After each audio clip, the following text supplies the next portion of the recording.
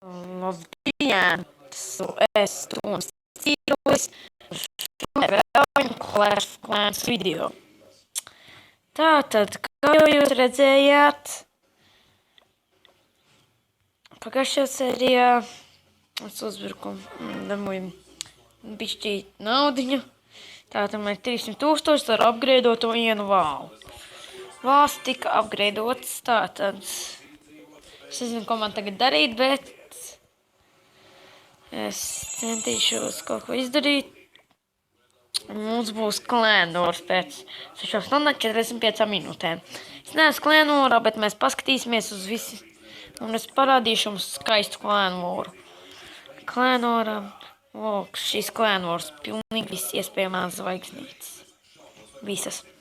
Viss tiks satīrīts uz 3 zvaigznītēm. Labi, es šo video beigšu un nākošajā sērijā jums parādīšu kārtojumu. Visu labu!